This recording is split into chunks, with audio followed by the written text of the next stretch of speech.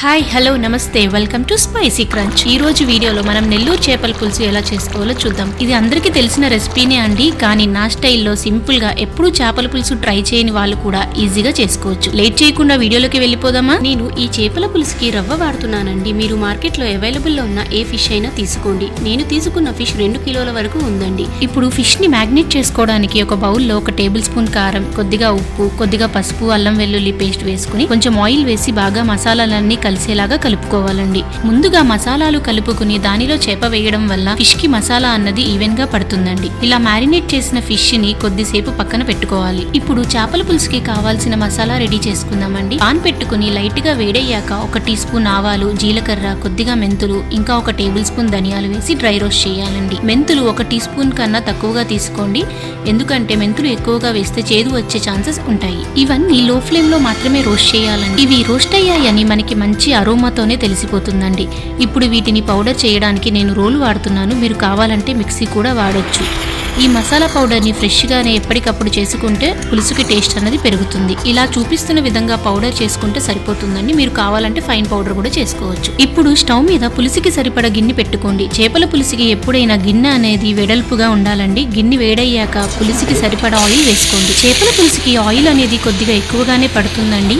Oil heat అయ్యాక సన్నగా తరిగిన 4 ఉల్లిపాయలు, పచ్చిమిర్చి, కొద్దిగా పసుపు, కొంచెం సాల్ట్ వేసి లో ఫ్లేమ్ లో బాగా మగ్గనివ్వాలండి. కొంతమంది ఆనియన్ పేస్ట్ చేసి వేస్తారు. నేనైతే సన్నగా కట్ చేసిన ఉల్లిపాయలు వాడుతున్నానండి. మనం ఆనియన్ పేస్ట్ వేస్తే మాత్రం పచ్చివాసన పోయేంత వరకు జాగ్రత్తగా ఫ్రై చేసుకోవాలి. ఇప్పుడు మూత పెట్టుకుని ఆనియన్స్ ని 5 నిమిషాల పాటు సన్న సగ మీద బాగా మగ్గనివ్వాలండి. ఆయిల్ స్క్వీజ్ అయిన తర్వాత సన్నగా చాప్ చేసిన టమాటోని వేసుకోవాలి. నేను 1 టమాటోని వాడుతున్నానండి. టమాటో కూడా బాగా మగ్గేంత వరకు స్పూన్ తో అటు ఇటు కలుపుకోవాలి. ఇప్పుడు టమాటో మగ్గిన తర్వాత 1 స్పూన్ కారం, సాల్ట్ వేయాలి. మనం ఇందాక రోట్లో నూరిన పౌడర్ ని కూడా వేసుకోవాలి. ఇవన్నీ పచ్చివాసన పోయేంత వరకు బాగా కలుపుతూ లో ఫ్లేమ్ లో వేగనివ్వాలండి. నేను ఫ్లేవర్ కోసం కరివేపాకు వాడుతున్నాను.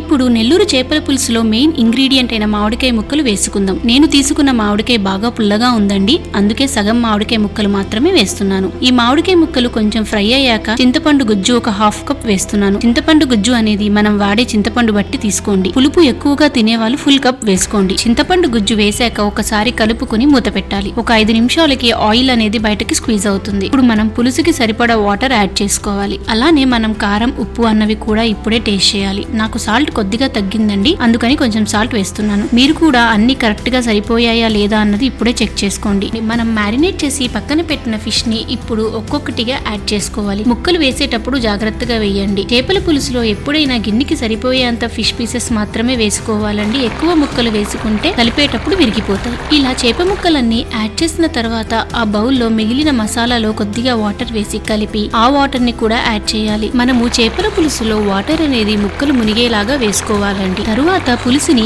ఇలా చూపిస్తున్న విధంగా జాగ్రత్తగా తిప్పుకోవాలి. చేపల పులుసుని మనం స్పూన్ తో కలపకూడదండి, ముక్క విరిగిపోతుంది. ఇలా కలపడం కష్టంగా ఉన్న వాళ్ళు జాగ్రత్తగా చేప ముక్కలు విరగకుండా స్పూన్ తో మెల్లగా కలుపుకోండి. ఇప్పుడు మూత పెట్టి లో ఫ్లేమ్ లో ఒక 10 నిమిషాలు పులుసుని మరగనివ్వాలి. మధ్య మధ్యలో ఇలా పులుసు అడుగు అంటకుండా కలుపుకుంటూ ఉండాలి. నెల్లూరు చేపల పులుసులో చాలా మంది ఇంగువ కూడా వేస్తారండి. నేను ఇక్కడ ఇంగువ వాడట్లేదు. మీరు యాడ్ చేసుకోవాలి అనుకుంటే ఇప్పుడే యాడ్ చేసుకోవచ్చు. ఇప్పుడు మళ్ళీ మూత తీసి ఒకసారి కలుపుకుంటున్నాను. పులుసు దగ్గర పడేంత వరకు లో ఫ్లేమ్ లో మెల్లిగా అడుగంటకుండా కలుపుతూ ఉండాలి. అంతేనండి, అందరూ ఇష్టపడే ఈజీ అండ్ టేస్టీ నెల్లూరు చేపల పులుసు రెడీ. నేను ఇప్పుడు కొత్తిమీర వేసుకుని స్టవ్ ఆఫ్ చేసేస్తున్నాను. ఈ చేపల పులుసు చేసిన వెంటనే కన్నా నైట్ కి తింటే ఇంకా బాగుంటుందండి. ఈ చేపల పులుసులోకి బెస్ట్ కాంబినేషన్ వైట్ రైస్ లేదా రాగి సంకటితో తింటే చాలా టేస్టీగా ఉంటుంది. ఇలాంటి మరిన్ని ఇంట్రెస్టింగ్ వీడియోస్ కోసం please like, do and subscribe to our channel spicy crunch.